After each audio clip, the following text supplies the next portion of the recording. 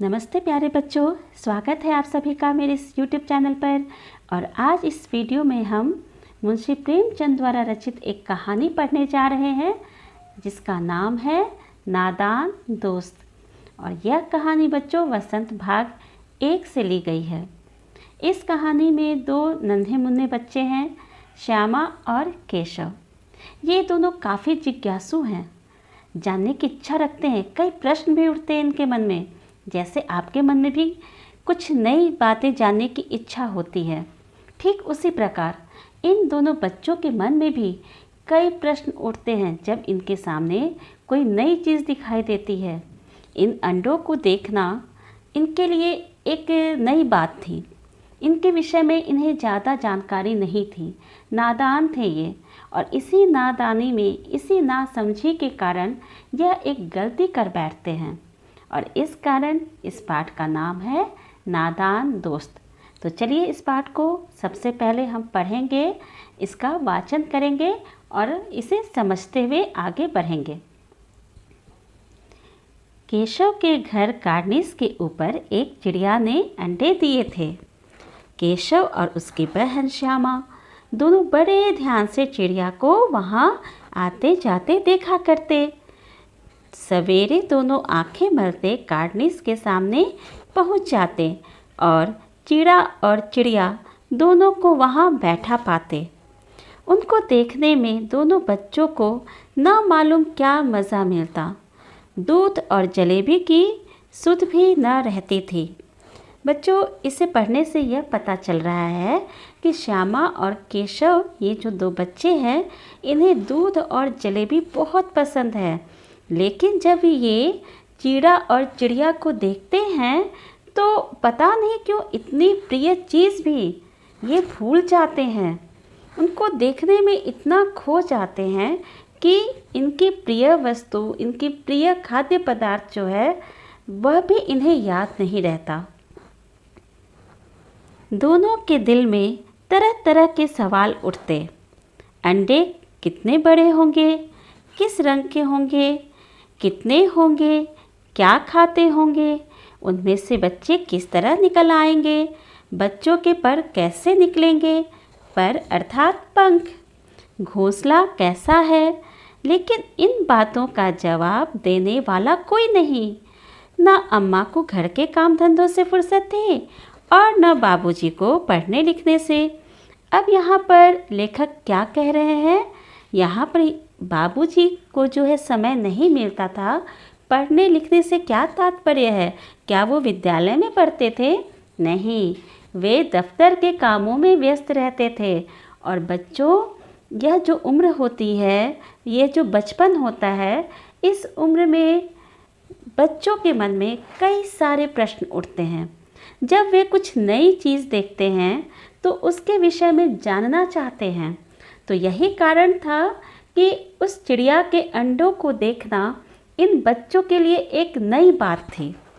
और नई बात थी तो उनके विषय में कई प्रकार के प्रश्न भी उठते थे इन दोनों बच्चों के मन में, क्योंकि इससे पहले उन्होंने कभी अंडे देखे नहीं थे चिड़िया के। और बिल्कुल जब घर के छज्जे पर चिड़िया ने अंडे दिए तो बहुत ही नज़दीक से इन बच्चों ने उन अंडों को देखा। तो माँ तो घर के कामों में व्यस्त रहती थी और पिताजी दफ्तर के कामों में व्यस्त रहते थे, जिस कारण इनके प्रश्नों के उत्तर इन्हें नहीं मिल पाते। और यह सिर्फ अंदाज़ा लगाते कि किस रंग के होंगे अंडे, क्या खाते होंगे। और दोनों भाई बहन आपस में ही बातें करके एक दूसरे को दिलासा दे लेते थे। देखिए, यहाँ आगे भी ये पंक्तियाँ लिखी गई हैं। दोनों बच्चे आपस में ही सवाल जवाब करके अपने दिल को तसल्ली दे लिया करते थे, क्योंकि माँ तो घर के कामों में व्यस्त और पिताजी दफ्तर के कामों में व्यस्त। तो जब इतने प्रश्न इनके मन में आते तो एक दूसरे से बातें करके इसका हल भी निकाल लेते और तसल्ली दे लेते। तसल्ली अर्थात दिलासा। श्यामा कहती, क्यों भैया, बच्चे निकलकर फुर्र से उड़ जाएंगे। केशव विद्वानों जैसे गर्व से कहता, नहीं रे पगली, पहले पर निकलेंगे, बगैर परों के बेचारे कैसे उड़ेंगे। अब केशव तो यहाँ बड़ा है, तो जाहिर सी बात है केशव को जो है थोड़ी बहुत तो जानकारी हो गई श्यामा के अनुसार। अगर उसकी तुलना में देखें तो केशव के पास थोड़ी नॉलेज थी, थोड़ा ज्ञान था। तो जब श्यामा ने यह सवाल किया कि क्या भैया बच्चे जैसे ही अंडे से निकलेंगे वे उड़ जाएंगे, तो इस पर केशव बड़ा होने का गर्व दिखाता है और कहता है, नहीं श्यामा, नहीं रे पगली, जब तक पंख नहीं निकलेंगे तब तक बच्चे कैसे उड़ेंगे।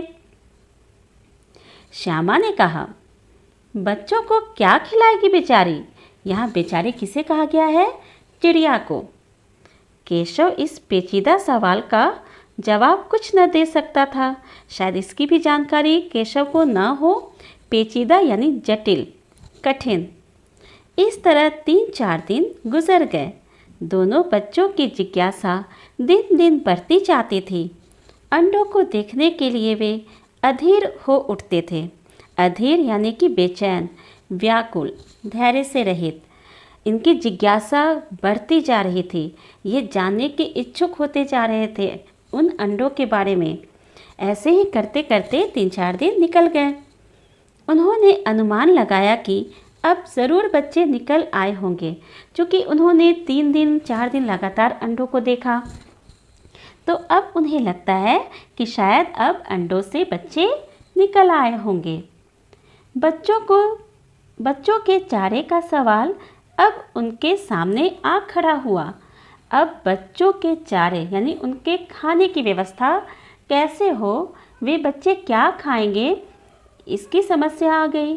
अब देखते हैं कि ये दोनों भाई बहन इस समस्या का क्या निदान निकालते हैं। चिड़िया बेचारी इतना दाना कहाँ पाएगी कि सारे बच्चों का पेट भरे। अब यहाँ 3 अंडे हैं, एक चिड़ा है, एक चिड़िया है। अब चिड़िया बेचारी इतना अन्न कहाँ से लेकर आएगी कि खुद भी खाए और बच्चों को भी खिलाए और सबका पेट भर सके। गरीब बच्चे भूख के मारे चू चू करके मर जाएंगे। इस मुसीबत का अंदाज़ा करके दोनों घबरा उठे। दोनों ने फैसला किया कि कार्निस पर थोड़ा सा दाना रख दिया जाए। बच्चों, जब हम किसी शब्द को सा, से, सी के साथ जोड़ते हैं तो वहाँ बीच में योजक चिन्ह का हम प्रयोग करते हैं। थोड़ा सा, तो इसके बीच में यहाँ पर योजक चिन्ह का हमने प्रयोग किया। श्यामा खुश होकर बोली, तब तो चिड़ियों को चारे के लिए कहीं उड़कर न जाना पड़ेगा। केशव, नहीं, तब क्यों जाएंगी। अब दोनों भाई बहन आपस में वार्तालाप करते हैं, बातें करते हैं और निष्कर्ष ये निकालते हैं कि क्यों न हम इनके भोजन की व्यवस्था कर दें, जिससे चिड़िया को कहीं और जाना न पड़े।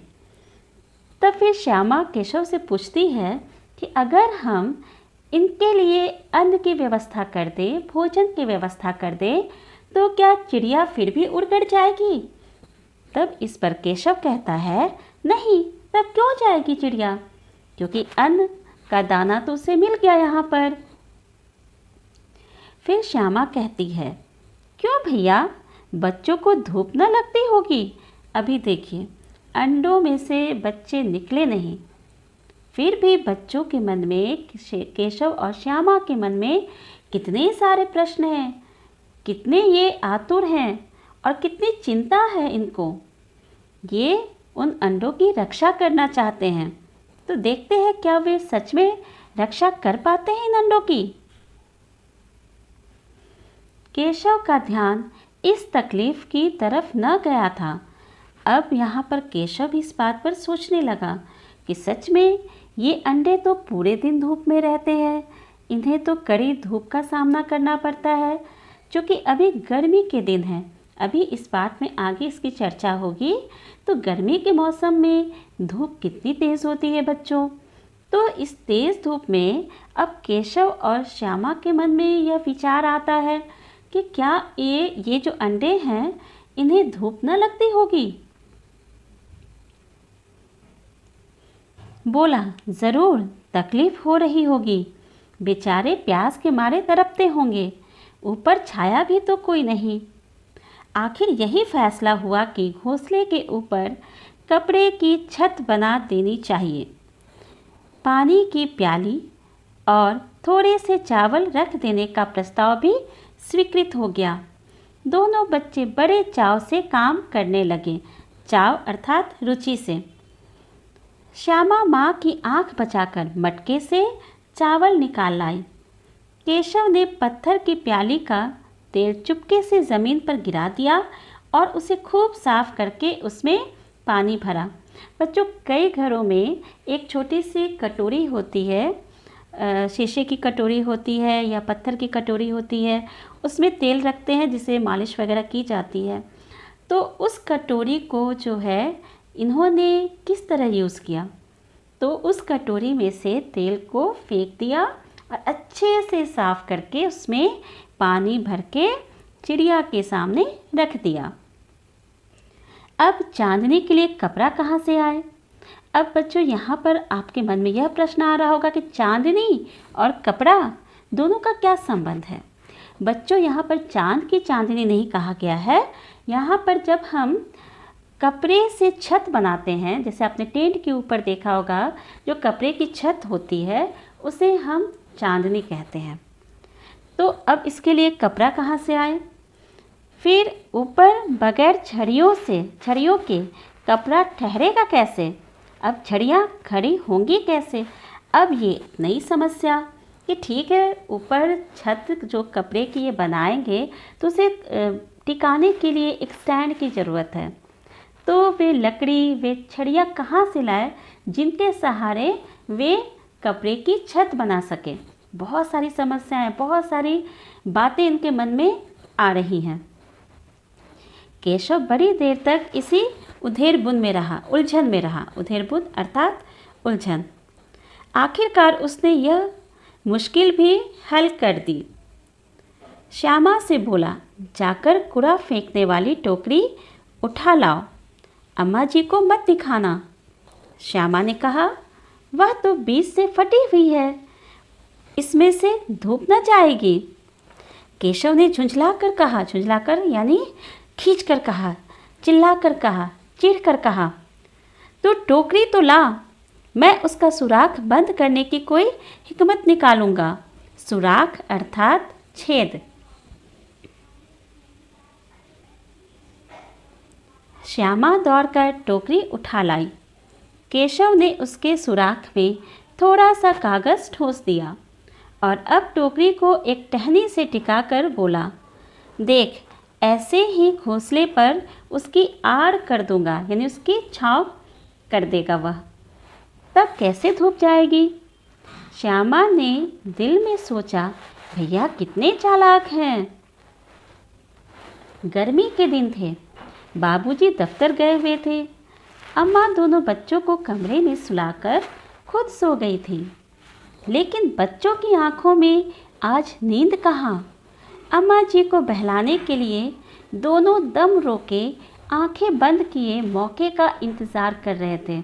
ऐसा हम सभी करते हैं, जब हम छोटे होते हैं तो हम वेट करते हैं कि मम्मी कब सो जाएगी और हम खेलने के लिए बाहर निकल जाएं। तो यहाँ केशव और श्यामा खेलने के लिए नहीं निकलते, इनका ध्यान कहाँ है? इनका ध्यान उन अंडों पर है। तो वे जानना चाह रहे थे, देखना चाह रहे थे कि उन अंडों की क्या स्थिति है। तो ये दोनों बच्चे काफ़ी चालाक हैं और इंतज़ार कर रहे हैं कि कब इनकी माँ सो जाएंगी और ये उस मौके का फ़ायदा उठाकर उन अंडों की तरफ चले जाएंगे। जो ही मालूम हुआ कि अम्मा जी अच्छी तरह से सो गई, दोनों चुपके से उठे और बहुत धीरे से दरवाजे की सिटकनी खोलकर बाहर निकल आए। सिटकनी यानी कुंडी। अंडों की हिफाजत की तैयारियां होने लगी। हिफाजत अर्थात रक्षा, यह उर्दू का शब्द है। केशव कमरे से एक स्टूल उठा लाया, लेकिन जब उससे काम न चला तो नहाने की चौकी लाकर स्टूल के नीचे रखी और डरते डरते स्टूल पर चढ़ा। श्यामा दोनों हाथों से स्टूल पकड़े हुए थी। स्टूल चारों टांगें बराबर न होने के कारण जिस तरफ ज़्यादा दबाव पाता था, ज़रा सा हिल जाता था। ऐसा होता है ना, जब हमारा बैलेंस स्टूल का बराबर नहीं होता है तो जिधर वज़न ज़्यादा होता है, वेट ज़्यादा होता है, उस ओर वह झुकने लगता है और टेढ़ा हो जाता है, जिस कारण कभी कभी हम गिर भी सकते हैं। तो यही स्थिति यहाँ थी।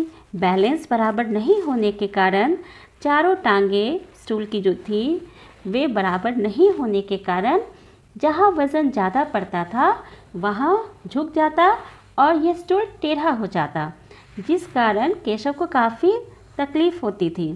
उसे डर भी लगता था कि कहीं वह गिर न जाए। यह उसी का दिल जानता था। उसे लगता था ना कि कहीं वह गिर ना जाए, यह डर था। और कहीं अगर गिर गया तो मम्मी से डांट अलग मिलेगी, यह भी एक डर था। इस कारण क्या स्थिति थी उस समय, क्या पोजीशन था, यह सिर्फ केशव ही जानता था। दोनों हाथों से कार्निस पकड़ लेता। जैसे स्टूल टेढ़ा होता वह कार्निस को, उस छज्जे को पकड़ लेता और श्यामा को दबी आवाज़ में डांटता, अच्छी तरह पकड़, वरना उतरकर बहुत मारूंगा। मगर बेचारी श्यामा का दिल तो ऊपर कार्निस पर था। बार बार उसका ध्यान उधर चला जाता और हाथ ढीले पड़ जाते। अब यह श्यामा जो थी वह भी उन अंडों को देखना चाहती थी। वह तो बेचारी नीचे थी, वह देख नहीं पा रही थी और ध्यान कहाँ था, उन अंडों पर, जिस कारण उसका जो है हाथ ढीला पड़ जाता। और जैसे ही इसका हाथ ढीला पड़ता श्यामा का स्टूल टेढ़ा हो जाता और केशव को बहुत गुस्सा आता। केशव ने ज्यों ही कार्निस पर हाथ रखा दोनों चिड़िया उड़ गई, अर्थात कीड़ा और चिड़िया दोनों वहाँ से उड़ गए। केशव ने देखा कार्निस पर थोड़े तिनके बिछे हुए हैं और उन पर 3 अंडे पड़े हैं, जैसे घोंसले उसने पेड़ों पर देखे थे। अब इससे पहले घोंसले उन्होंने कहाँ देखे थे, पेड़ों पर, लेकिन पहली बार ये जो है कहाँ देख रहे हैं, अपने घर की कार्निस पर, अपने घर के छज्जे पर। वैसा कोई घोंसला नहीं है। श्यामा ने नीचे से पूछा, कै बच्चे हैं भैया? कै कर क्या हुआ, कितने बच्चे हैं? तो यहाँ पर क्या हो रहा है कि केशव ने जैसे पेड़ पर देखे थे घोंसले, उन्होंने अब कहाँ देखे, अपने घर के छज्जे पर। लेकिन उन्होंने क्या देखा कि वैसा घोंसला नहीं है जैसा उन्होंने पेड़ पर देखा था, क्योंकि वहाँ घोंसला कई तिनकों से मिलकर इधर उधर से बना हुआ था, लेकिन इनके छज्जे पर कुछ बस तिनके रखे हुए थे और उस पर अंडे थे। अब यहाँ पर आगे देखिए क्या होता है। केशव ने कहा, 3 अंडे हैं, अभी बच्चे नहीं निकले। अब केशव ने श्यामा को क्या बताया कि यहाँ पर 3 अंडे हैं लेकिन बच्चे नहीं निकले हैं। श्यामा ने कहा, ज़रा हमें दिखा दो भैया, कितने बड़े हैं? केशव ने कहा, दिखा दूँगा, पहले ज़रा चिथड़े ले आ, नीचे बिछा दूँ, बेचारे अंडे तिनकों पर पड़े हैं। अब यहाँ पर केशव ने कहा, मैं दिखा दूँगा, लेकिन वह जो चिथड़े हैं, वो ये जो फटा पुराना कपड़ा है, उसे पहले ले आओ, मैं इसे नीचे बिछा दूँ, क्योंकि तिनके हैं, तिनकों पर अंडे थे, तो वे जो है उन कपड़ों पर डालना चाह रहे थे अंडों को। बेचारे अंडे तिनकों पर पड़े हैं। श्यामा दौड़कर अपनी पुरानी धोती फाड़ कर एक टुकड़ा लाई। केशव ने झुककर कपड़ा लिया, उसकी कई तह करके उसने एक गद्दी बनाई और उसे तिनकों पर बिछाकर तीनों अंडों को धीरे से उस पर रख दिया। अब केशव ने क्या किया, उस पुरानी धोती के टुकड़े को कई लेयर में फोल्ड किया और एक गद्दी के रूप में उसे वहाँ अंडों के नीचे रख दिया। तो बच्चों, इस वीडियो में हम अभी इतना ही पढ़ेंगे और इसका शेष भाग हम पढ़ेंगे अगले वीडियो में।